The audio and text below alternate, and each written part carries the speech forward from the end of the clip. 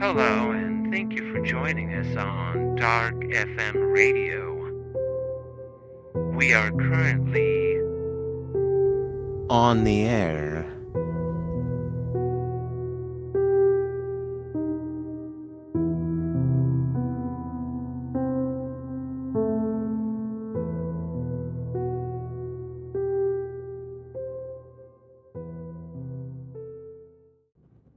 The Dixie Standards are coming thick and fast now. Here's the Bridge City Jazzmen's version of another favorite, Jada.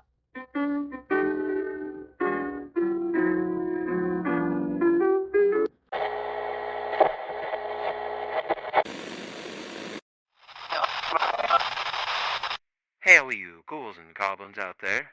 You've tuned into Dark FM Radio. As always, I'm your host, James Blackbone. If you've listened in before, then you know what we do.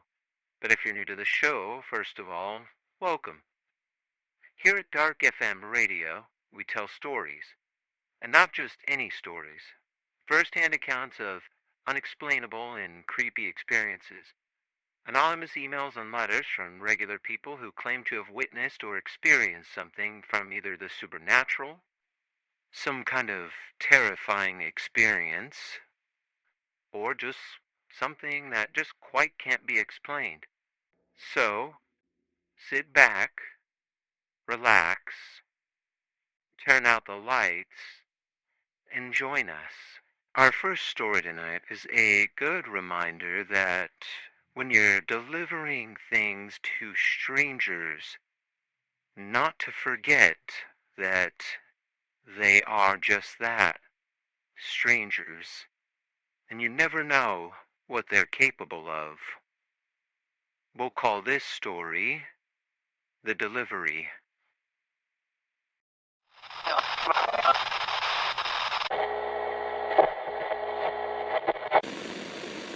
I did deliveries for a popular fast food place in my town during the end of my high school years. My friends all had jobs there too, but they purposefully scheduled us on separate shifts to prevent us from goofing off. It ruined all the fun, but the money was still nice to have. Mostly I would have no interesting stories about my work days, but this one night was an outlier. It was the weekend and I was working until 10. The orders were coming in steady, so I was doing deliveries one after the other. I was going in, grabbing the bag, driving to the house, and repeating that process non-stop. I think it was around 9 when I got this order, but I can't say for sure because I was kind of mindlessly running the deliveries at this point. I got the bag and pulled up the GPS location for the address, then started driving. Halfway through the drive, I realized this was taking me in a different direction than usual. I'd been this way before, but there weren't a ton of houses over here, so most orders would be in the other direction. I drove, not thinking too much of it, until I saw on the GPS that I was 1 minute away. Looking around, I didn't know a single place I could be 1 minute away from. There was nothing but trees and the road. No houses or shops. Literally nothing. Regardless, I drove until the GPS said I'd arrived, which was just a quarter mile further down. You have arrived at your I destination. pulled off to the side and did one quick look around, just in case I was missing something. Then I called the customer. The phone rang for a while before they finally picked up. Hey, I drove to the address you put in, but it doesn't seem to be right. Can you please confirm the address? I asked, hoping he just made a typo or something. He repeated the address back to me, but it was the same as the one I had in my GPS. Then he said something I wasn't expecting. Wait, I think I see you. I looked up ahead, and down the road, there was a person waving at me. I drove up next to him, but I had a bad feeling in my gut. I rolled the window down, and he immediately started apologizing, saying the address was tricky to find sometimes. He pointed behind him, saying his house was down that road. This road he was referring to looked more like a half-beaten dirt walking trail that went through the forest. I smiled and said it was all right, handing him the bag through the window. He smiled back and thanked me, watching me as I pulled back onto the road and did a U-turn. I looked in my mirror at the man still standing on the side of the road and just thought to myself about how strange that was. Not even a minute into the drive, though, something started to feel wrong. My car was bumpy and leaning to the right.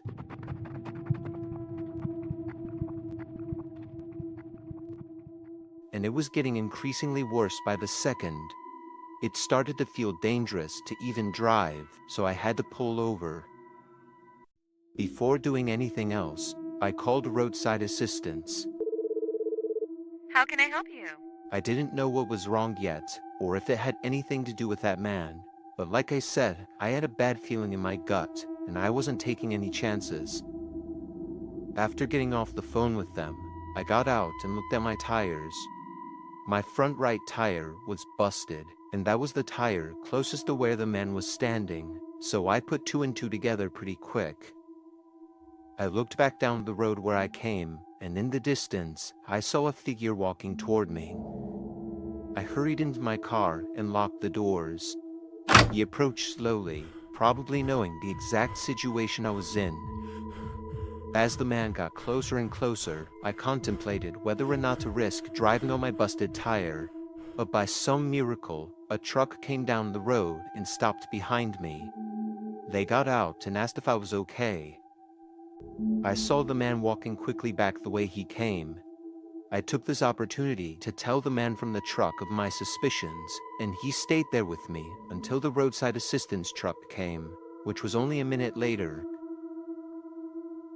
I got the police involved, and I wasn't surprised to find out that the name and address the man ordered with was fake. I don't know what he was trying to do, but making me drive all the way out on an empty road hidden by the forest makes me think it would have been more than just a robbery.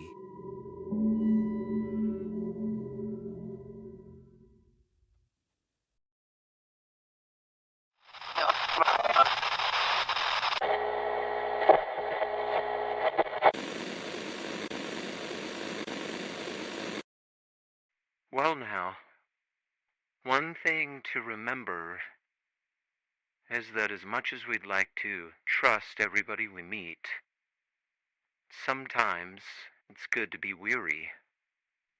Our next story also involves a stranger, this time with maybe not so sinister motives. We'll call this one When Someone Comes Knocking.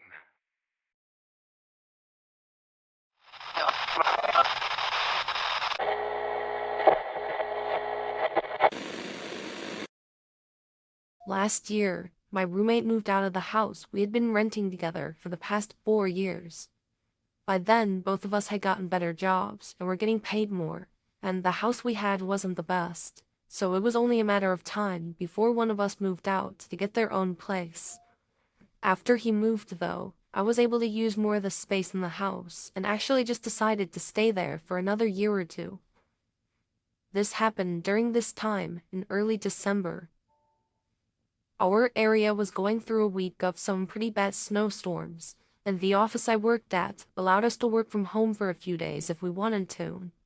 Obviously, I chose to take the offer. I used my old roommate's bedroom as an office and worked throughout the day, but at one point while I was working, there was a knock at the front door. I left the room and checked who it was. There was a man on the porch in a heavy winter jacket. He didn't seem to be a worker or delivery person of any kind, just some regular guy. I opened the door, getting hit by a rush of snow and wind. "How can I help you?" The man smiled and apologized for interrupting my day, then explained his situation. He said his car got stuck in the snow right on the side of the road next to my house, and he didn't have a phone on him, so he asked if he could borrow mine. Obviously skeptical, I told him to give me a minute, then I closed the door and went to the other side of the house. I looked out the window at the road he was supposedly stuck on. There was a small SUV that looked like it had actually slid into the curb and gotten stuck in the snowbank. Now that I was pretty sure he wasn't lying, I grabbed a jacket and put on some shoes, then went back to the front door. I was still a bit skeptical, but I stood on the porch with him as he used my phone to call his brother, just so that if he did try to run with my phone or anything, I could chase after him or prevent him from leaving. After a quick call though, the man handed my phone back and thanked me, then walked away. I went inside and checked the window, seeing the man getting in his car. Thinking everything was settled now, I went back to the office and started working again. Around 7, I felt like I'd done enough for the day and took the rest of the night off. It was then that I remembered about the man and his car and went to check on it, but I was surprised to see that the car was still there, and I could see the man moving around inside. It had been almost 3 hours by then, which made me wonder how he was still there. Maybe he was waiting for his brother to get off of work and pick him up. I didn't know, but I went to the kitchen and made some dinner, then sat on the couch to watch TV. I stayed up until about 9:30, then went upstairs to shower and get ready for bed. I turned the water on and got in the shower, but a few minutes in, there was an abrupt and sudden banging on the front door. It was loud and harsh, completely jump-scaring me and putting me in a fear-induced frozen state for a moment. The banging was so loud, it was shaking the walls, and even across the entire house, I could hear that it was coming from the front door. They were hitting it non-stop, and I could even hear them aggressively shaking the door handle. It was such a sudden burst of chaos that it was hard for me to know what to do. I turned off the shower and quickly got dressed, but as I left my room and walked down the upstairs hallway, everything stopped. It was just silent, no more sounds at all. I stopped in place, hearing only the wind from outside and feeling the eeriness set in, before I slowly walked downstairs and up to the front door. Nobody was there anymore. I quickly ran to the window, seeing that the car was still there, but the man was not inside of it. Not knowing what to make of any of it, I called the police. 0.6 westbound, New York, Adam Paul George, 1366, and I agree. When they came, they noticed multiple sets of shoe prints in the snow, but they were covered up by the storm soon after. They took the license plate of the car though, and found a picture of the owner, and from what I could tell, it was the same guy that I'd helped on my porch. In the following days, they waited for him to turn up, but as far as I know, he never did. It's really disturbing to think about what could have happened that night, right outside my door. Was it that same man, desperately trying to get in for some reason? Or someone else with a more malicious intent? It seems most think that it was the man running from someone and trying to get help, but what happened afterwards is still up for debate. Nothing is really known about that night. Where the man is now and what he was running from are just a few questions on a long list that will probably never be answered.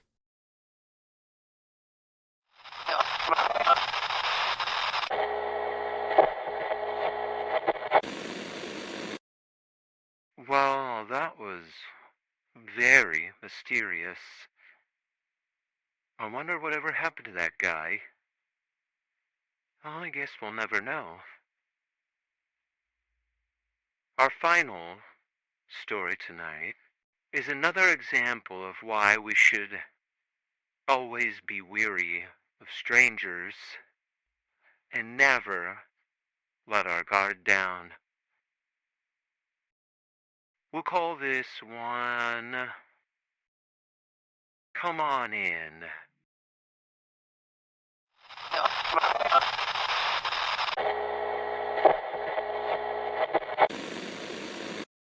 This happened in January of 2020, when I was 18. Over winter break, I had signed up for DoorDash since a couple of my friends were also doing it. I didn't really need the money, as I was in high school and still living with my parents, but it was more to just have something to do. And as a kid, a couple $100 a week was pretty nice. My first few nights went smoothly.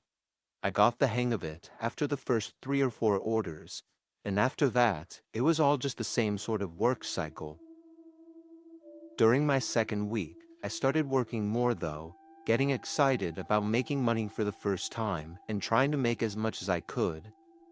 My friends were doing the same and had mentioned that on days with bad weather, you'd usually make even more. So on the one night when snow started coming down, I chose to hit the road and do some deliveries. For the first hour, I was FaceTiming one of my friends as we were both driving around, but he stopped and went home around 8. It was Saturday, so I could stay out as late as I wanted, but by 10, I was getting a little bored. I took up one more order. I got the bag and drove to the neighborhood it was in. This was just some regular street with very average houses. By now, the snow had covered up everything though, which made it both hard to drive and hard to see the numbers on the houses. I slowly made my way down the street until finally finding the right address. It was a 2-story, typical-looking suburban home that still had Christmas lights hanging on the trees outside. I parked and put my hazards on, then got out. I double-checked that the bag had everything as I walked up the driveway, but as I approached the porch, I saw that the front door was open. Not all the way, but enough to be strange considering it was snowing and cold.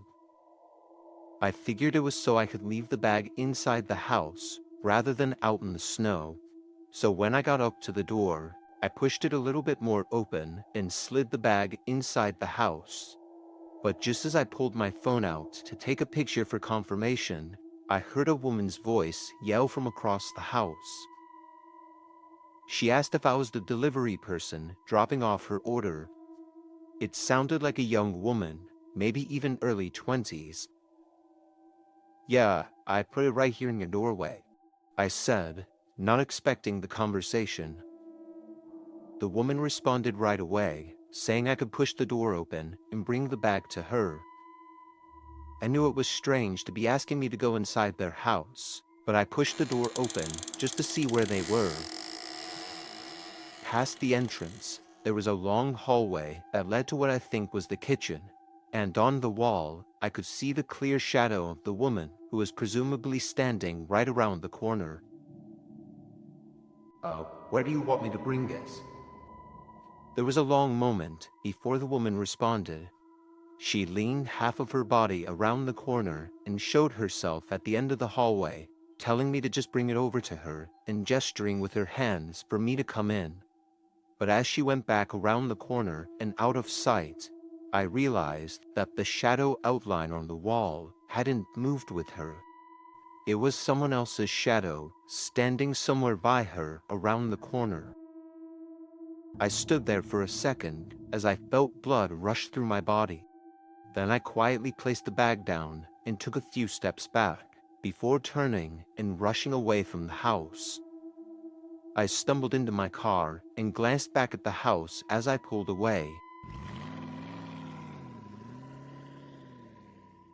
In the front window, the figure of a large man approached and watched as I left. I stopped at a nearby gas station to catch my breath and rethink everything that happened. It was pretty clear by how everything played out that this was some kind of setup, but I also knew the police would have nothing but my word to go off of. I did end up reporting it, but when they went to the house to ask the woman about what happened, she denied that anyone else was there and denied the officers access to search the home for anyone else. So, like I said, the police were unable to do anything at the time. What the woman and the man were trying to do by getting me inside their house is unknown, and I can only imagine that I wouldn't be here right now if I had gone inside without thinking twice.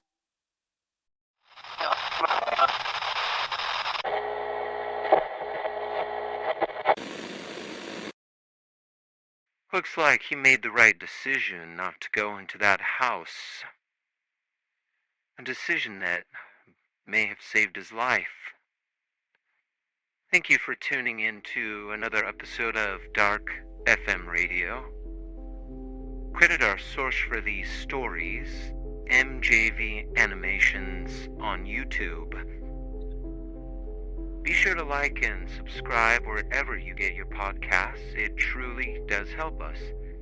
Thank you again for tuning into Dark FM Radio. Good night.